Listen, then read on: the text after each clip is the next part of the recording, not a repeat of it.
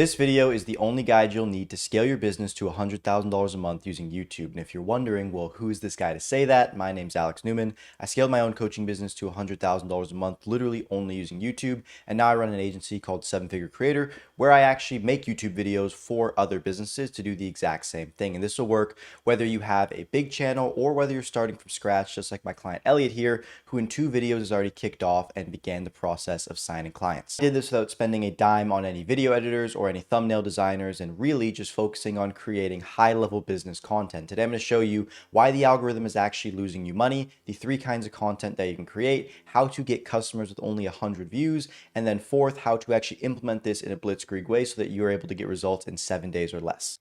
So the first thing every social media strategist will teach you about YouTube is that the 2 most important things for a video's performance are the average watch time and the click-through rate. And that is the end-all be-all, and really you just want to optimize for those 2 things. And while they may be right, a lot of these people haven't run a business, so they don't understand that the way to make a video go viral and get views is extremely different from a video that gets money. And it's oftentimes the videos that don't get a lot of views that end up making you a lot of money. And to find the kind of happy medium of how you can consistently post and get customers from your posts while still actually improving your process, what you have to understand is the core metric you're optimizing for at the end of the day, you aren't going to find in YouTube Studio. And even the YouTube algorithm isn't directly incentivized for you to actually hit this metric, which is A, booked calls, or B, if you run some kind of other funnel, webinar signups or low ticket sales, whatever it might be. But pretty much the customer that you're watching leaving YouTube, which they don't like, onto an external site to schedule in a call for whatever product that you actually have. And it will not be shown anywhere in YouTube Studio any way in time, because again, this is not their goal as a platform.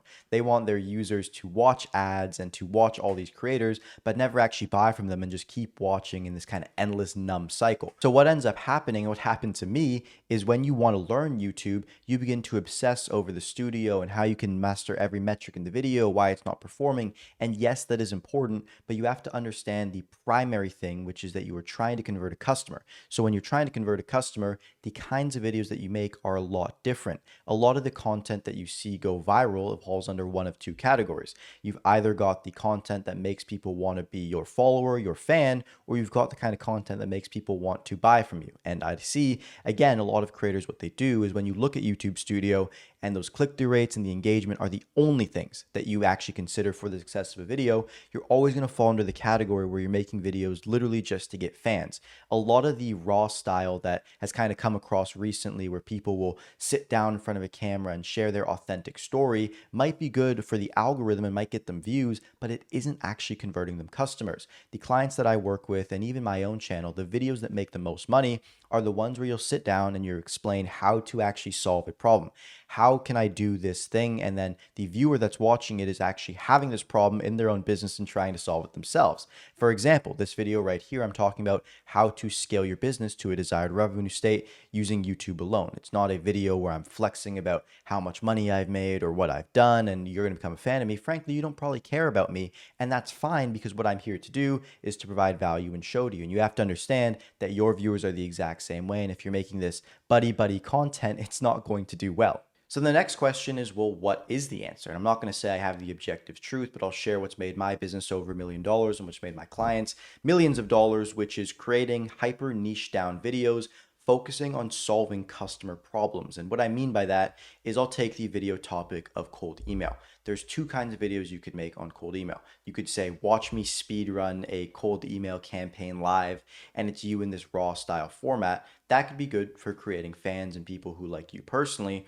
Or you could create the video, how to sign clients using cold email. And I'll explain the difference between what actually happens in these 2 videos, because on this one, they're watching here and it's more of an entertainment thing. They want to see if you can actually do it, and then overall just see someone else's authentic experience. Okay, cool. But if you look to the how to sign clients with cold email, the person that watches that video, first off, they have a problem intent, and they also have a solution intent. They're aware that there are problems, that they probably aren't able to book appointments using whatever vehicle they're using right now. So they want to learn how to do it using cold email. And if you can position yourself as someone who's good to do it in cold email, you have the ability to convert them. And while you might argue, yeah, but they have the ability to do that in the speedrun video as well, it's not the same because the viewer intention is different. The person that watches the how to sign clients with cold email is a very different person from the person who's watching for the speed run. This person is watching off YouTube, search, browse, kind of like their homepage, and it's purely entertainment.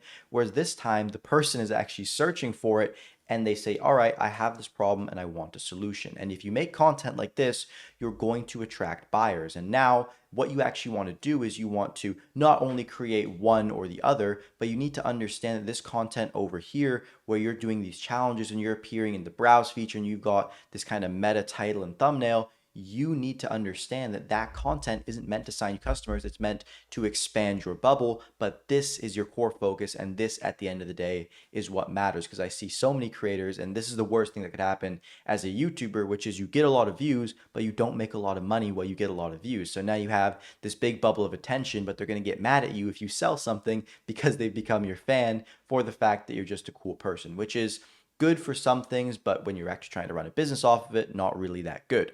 So the three kinds of content that I like to divvy this up into are, first and foremost, we have the overall kind of business conversion, straight up how to do this. And pretty much the only way that we're coming up with these ideas is reverse engineering customer pains. So an example of what that could look like is, again, that how to cold email, or for example, I'll give one with my niche. Mine is how to consistently generate leads using YouTube. That would be a video that I'm probably going to make. Then you have the second style, which is going to be that kind of buddy fan content. That's just whatever's going viral in the YouTube algorithm right now.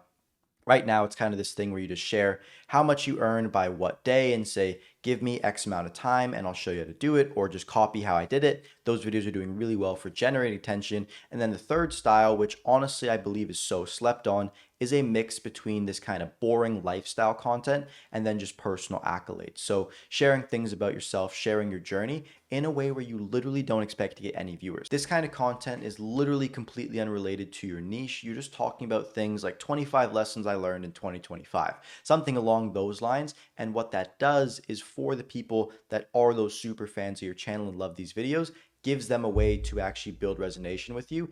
And if there's anybody that wants to be a buyer of you, they can also see who you are in a more personal way, because this kind of middle lukewarm where you're kind of just flexing all the time is a slippery slope that I've learned doesn't actually make you a lot of money in your business. So that is how you overall are actually going to make money with your content. Now, when it comes to Blitzkrieg scaling and actually implementing this, what I personally recommend and what every content agency will first off tell you is, hey, you should do one video a week, focus on quality, you got to have the crazy edits, all this stuff. And I say, screw that, because what creates quality in YouTube is going to be quantity. So what I personally do for everyone that I work with as well is you do 3 videos a week, the Monday, Wednesday, Friday. That's going to allow you to have the absolute most level of just iteration at a sustainable scale. And then in addition to those 3 times a week, what you're also going to do is you're going to rehash 3 old videos a week. So what that means is going back into the history of your channel and changing the title and thumbnail on existing videos to rank in the search. And if you can do that consistently and roll that out, you're going to be able to implement this. And really, when it comes down to making the video ideas,